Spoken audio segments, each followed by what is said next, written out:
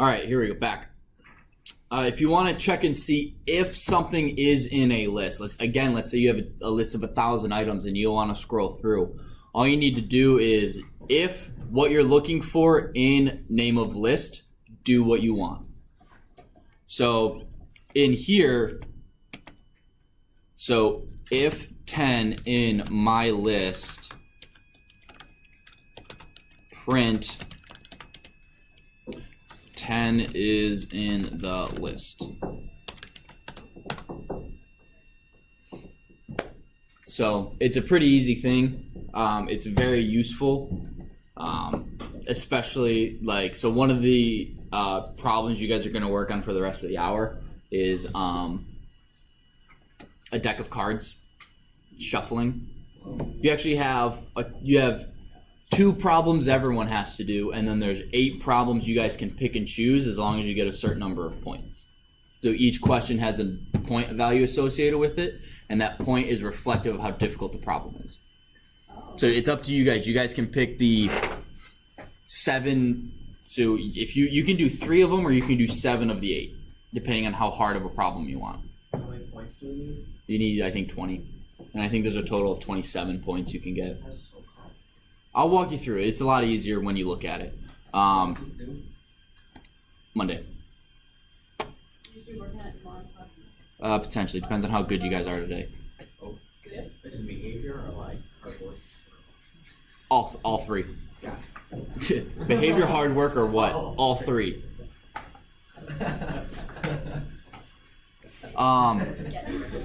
What? Yeah, it should be lists, functions, and random is the name of the assignment. Don't start on it yet, Abby G. She's like, I just want to get it done. So 2 things I want to go over before I do. You guys should all have done this.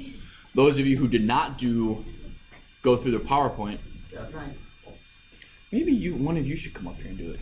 The person who did not go through the PowerPoint. I'll try. If you do it together, I'll try. Okay, maybe.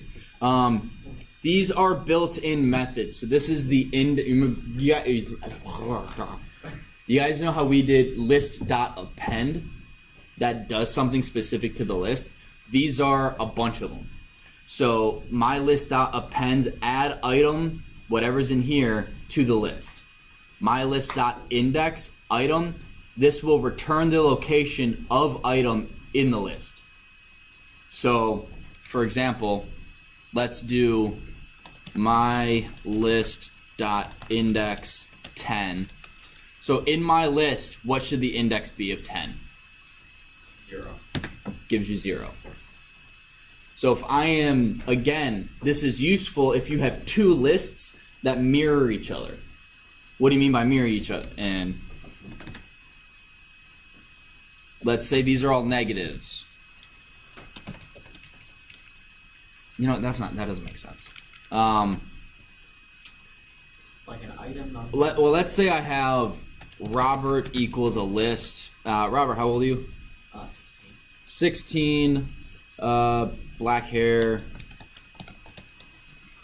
What, is that a teal? What type of blue is that? Whatever, blue coat. Blue coat. Right? And then we'll go with, Soren, because you're wearing pink. Soren equals Soren. How old are you? 17. You are blonde hair. And you have pink sweater. So if I want to, now I won't say match these up, but if I want to print print, no, let's go. Like the age. Not age, but like the age. So if you notice how this has the age for the index 0, this has the hair color for index 1, and what they're wearing is index 2. So if I want to print, if I have 3 of these lists or whatever, or I have lists in lists, that's what I should do. No. Students is. Oh, that's good. So I have Robert, comma, age.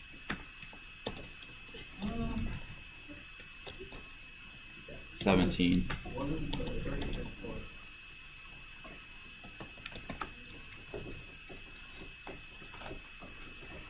Copy. Paste.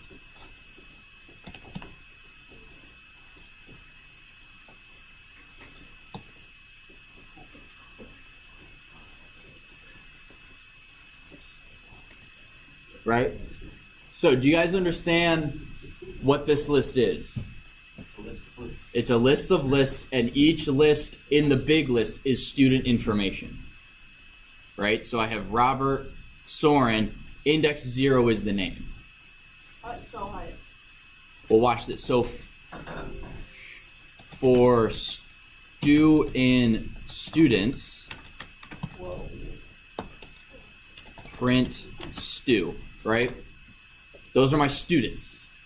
But I want to be a little more granular. So for student and students, I'm going to do print stu 0. What is that going to print, Lauren? That's what print their. But then can you just say print stew and say 0 and then make it like a string after that? Like the name is. Yeah, I could do The name is 0. student name. Why did you say student? That's just what so this needs to represent what it's printing. Yeah, what is So I have, well, students right now is a list of lists. Each list, this is a little easier to write down. I'm just wondering, so if you said stewed, it would just wouldn't matter. I could have put stud, yep. Oh, got it. I just wasn't sure if stew meant something. No, but again, this is with for loops, I can name this anything I want. For X in students, Oh. print X. I just do stu so that you understand it's a student, not what is X. And then I have to look back through your code. So what this list is, So how does it know what stew is? because I define it Where? here. For. Yeah, but how does Well, it so know look- that look- it's Robert and Soren? How does it know that it's the first? Because look at the top for loop. For student in students, print stu. That's just a list. It's just printing the list. Why does it only print the names though? Because I then tell it to do student 0. So hang on, I'm gonna write this down. I'm gonna write this stew down. isn't in student.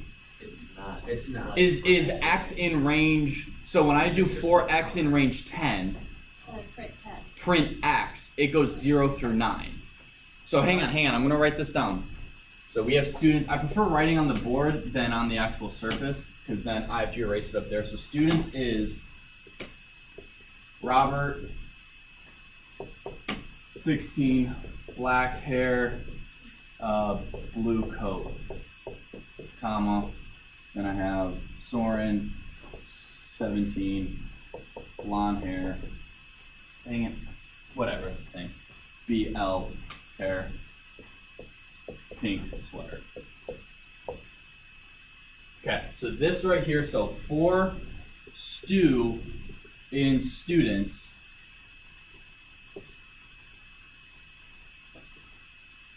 this is a stew, and this is stew. Okay. Yeah. So So it's printing an element in the list. So I could totally go. So is my list still defined? Oh dang it, my computer's hot. Oh, the ghosting. It's really ghosting. I miss you. Because I can't see. Okay, so for X in my list, print X. It prints the individual item in the list. But if this, since it's a list, that's It's a- individual item. yes, and then this is what a nested list is. I could then, so if you have a list in a list in a list, that's where it gets kind of confusing. But again, it's the same concept as this. For blank in list, I'm printing that individual element, whether it's another list or whether it's a number. Is there a way to print just the first list that's inside the list? Just the Robert list? Yeah, I could do. Let me scroll back up here. Hang on. I have to use the recording screen, oh, here we go. So so you just want this first one, right? Yeah? Well, I would just print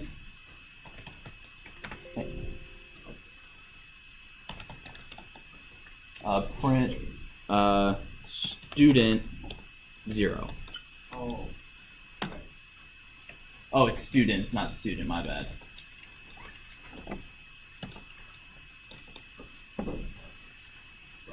So, but now inside of this stew, inside that loop, this is index 0. This is index 0, 1, 2, 3. Index 0, 1, 2, 3. Does that make sense? So list of lists is very helpful if you're doing something like this. Okay?